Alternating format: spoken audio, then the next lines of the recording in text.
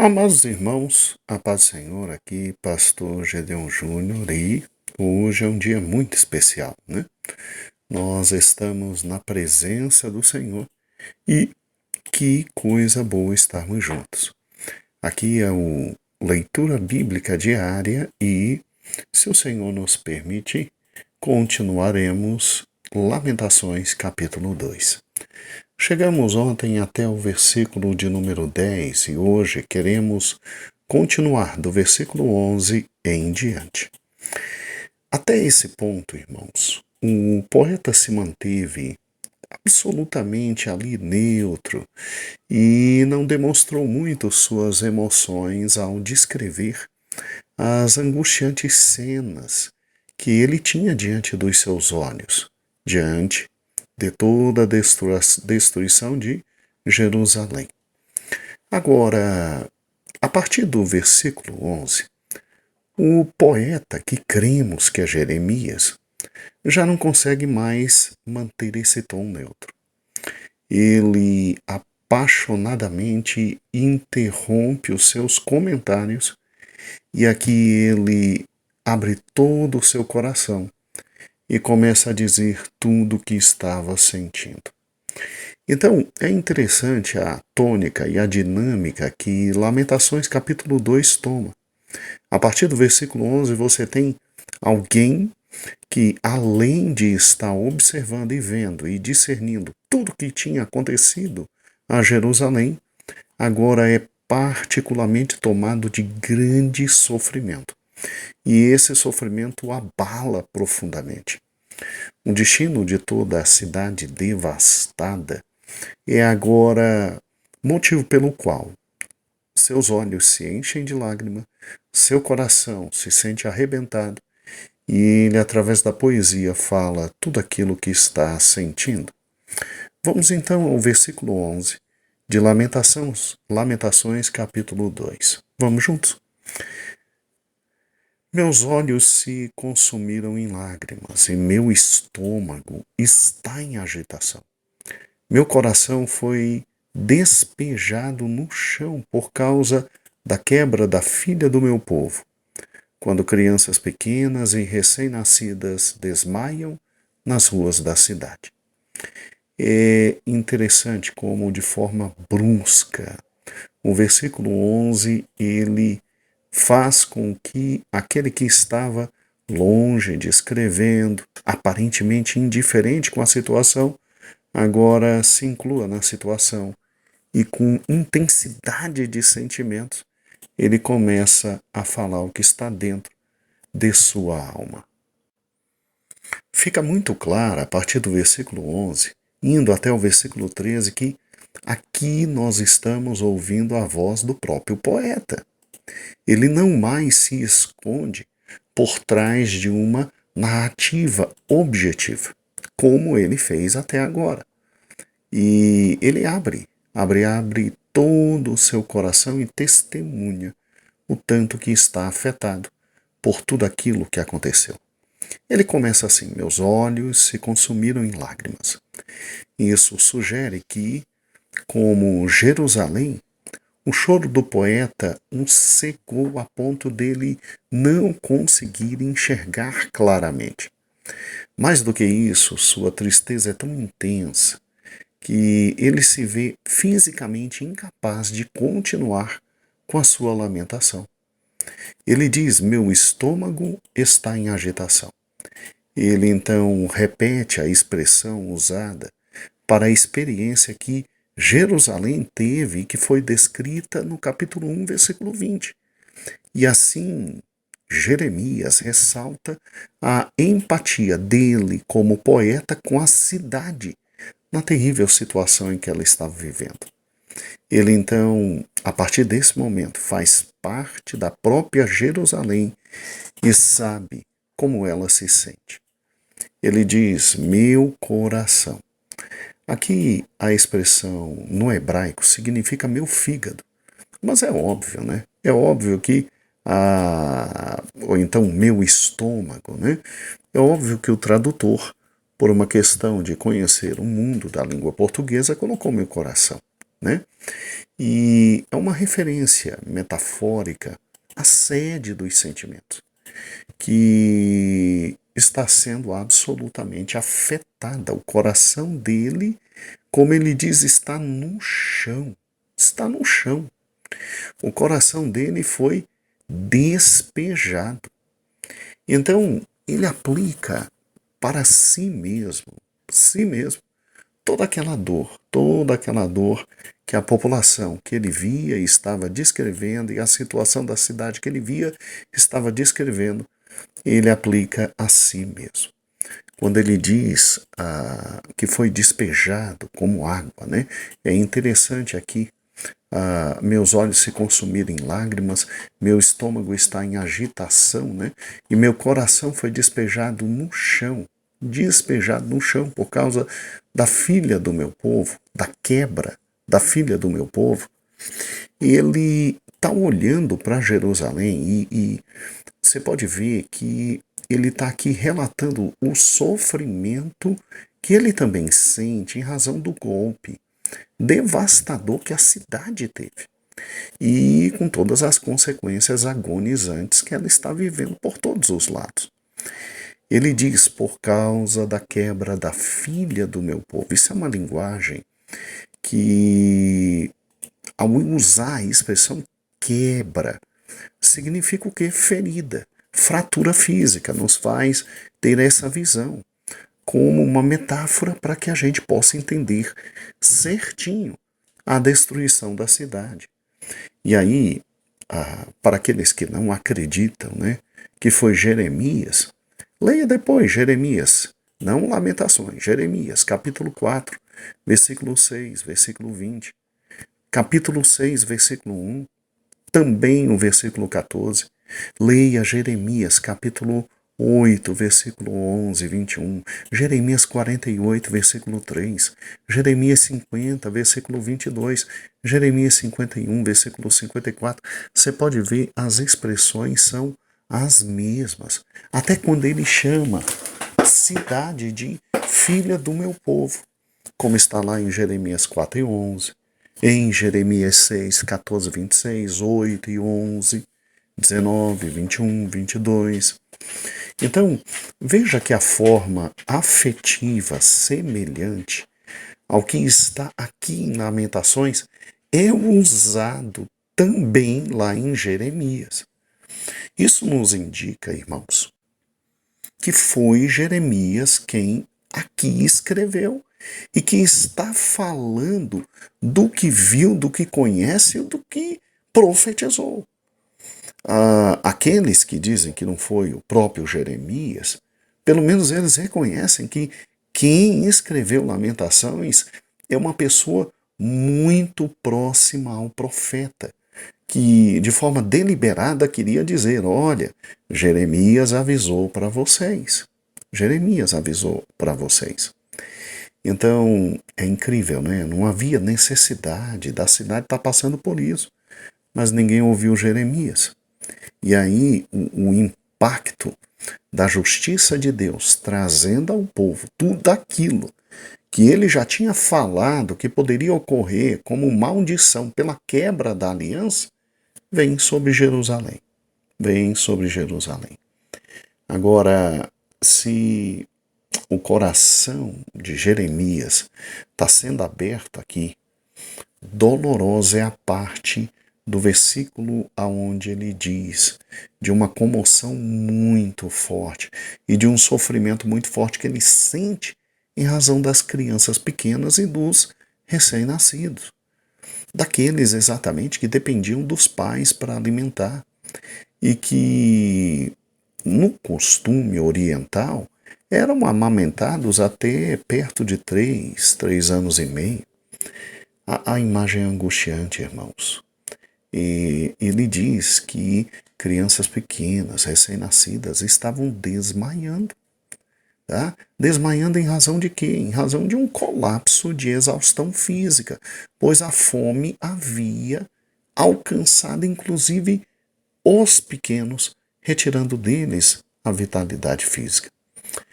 O poeta não descreve a morte, mas sem qualquer alívio, esta viria rapidamente. A cena de desespero e a morte iminente estava dentro de cada um dos lares. E nas ruas da cidade, você pode ver de forma muito forte ele dizendo, né? E isso estava acontecendo nas ruas da cidade. Crianças pequenas e recém-nascidas desmaiam nas ruas das cidades. A cena seguinte é óbvio. É criança desesperada clamando pelas mães por comida. Daí o versículo 12 falar, elas quem? As crianças ficam dizendo às suas mães, onde está o trigo, onde está o vinho? Enquanto desmaiam como alguém ferido na rua das cidades, enquanto a vida delas é derramada no seio de suas mães. Aqui a imagem é dantesca, né? A vida da criança saindo, é derramada, saindo enquanto estava sendo segurada por suas mães, né? Aqui é a continuação da dolorosa situação que você tem ali no capítulo 2, no versículo anterior, que é o versículo 10, né? E é uma cidade devastada, é uma cidade sem trigo, é uma cidade sem pão, é uma cidade sem vinho, é uma cidade sem qualquer tipo de alimento. O pão, irmãos, o pão era o alimento mais simples, popular da cidade e não tinha. Literalmente não tinha. Não tinha feira, não tinha comerciante. E se tinha alguma coisa, a inflação, porque as coisas não estavam existindo, devia estar à beira da morte, como nós vimos lá no capítulo 1, onde o povo vendia suas riquezas que conseguiram esconder dos babilônicos para poder comprar o mínimo de comida.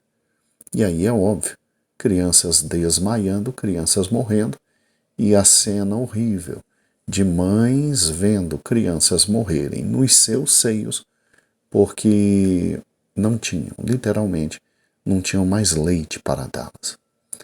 E aí Jeremias grita, né?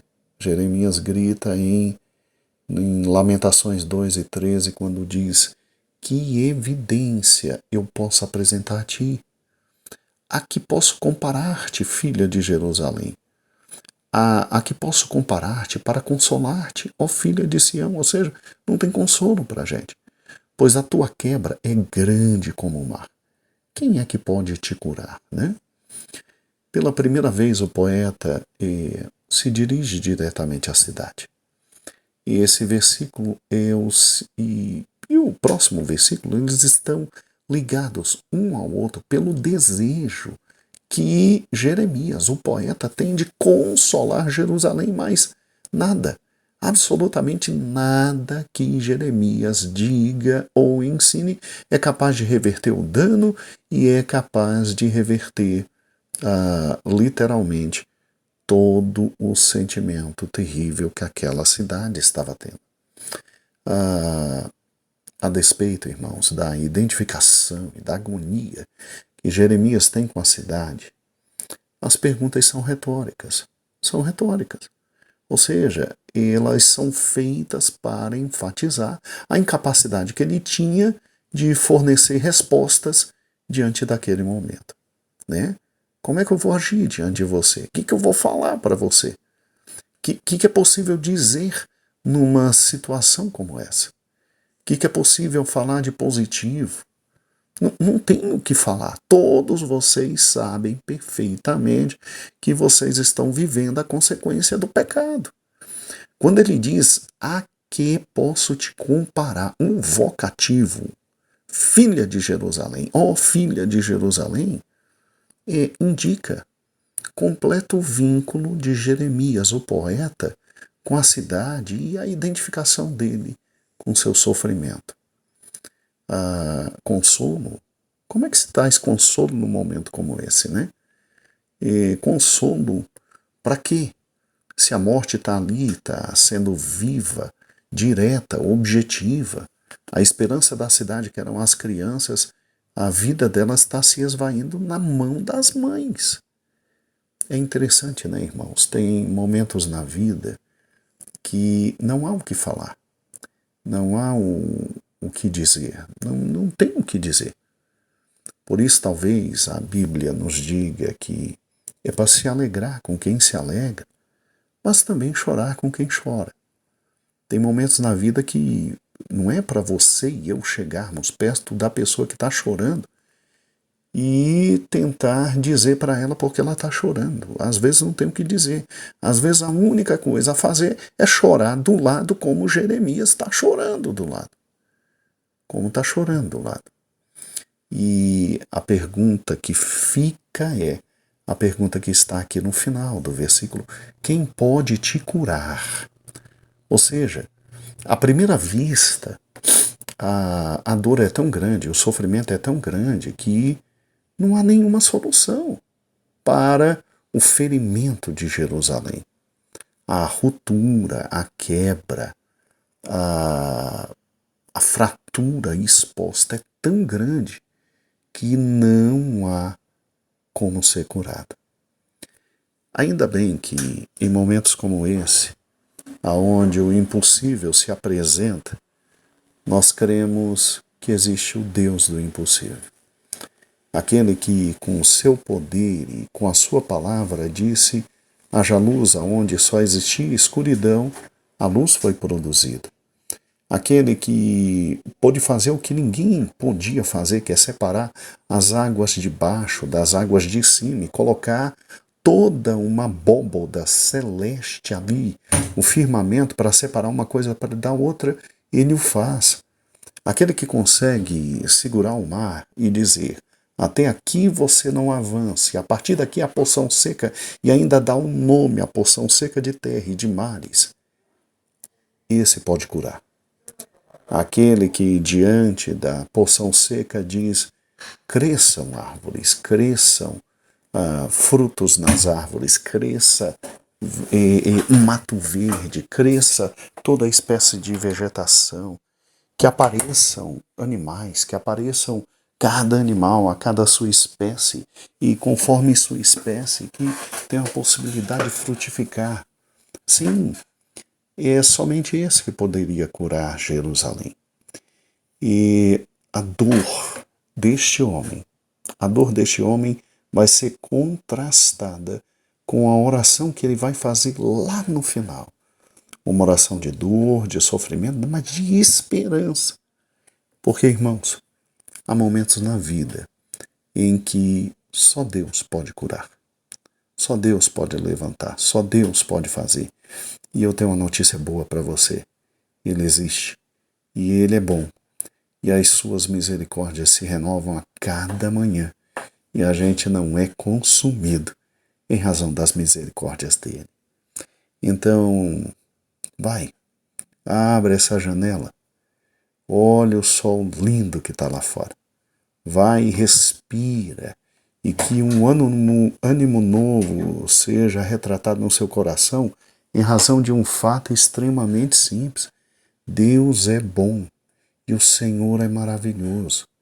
E o Senhor pode fazer o que a gente não pode fazer, o Senhor pode realizar o que não podemos realizar. Jeremias ora para a cidade e desesperado diz: meu Deus, quem pode te curar? Sim, Deus pode curar. E quando ele envia Jesus, ele, na cruz do Calvário, ele resolve o problema maior do ser humano, que é o pecado. Não é à toa que nos Salmos diz: entrega o teu caminho ao Senhor, confia nele, o demais ele fará.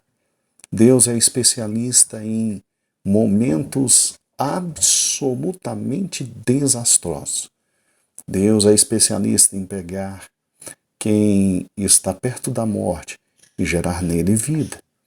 Deus é especialista em fazer famílias que estão quebradas e você olha, quem pode curar e restaurar os vínculos dentro dessa família? Deus é especialista em trazer vida aonde só se vê morte. Bem, nós paramos aqui no versículo 13. Amanhã nós vamos tratar de um assunto muito importante, que é do versículo 14 em diante, quando Jeremias diz: olha, vocês andaram ouvindo quem não poderia ouvir, né?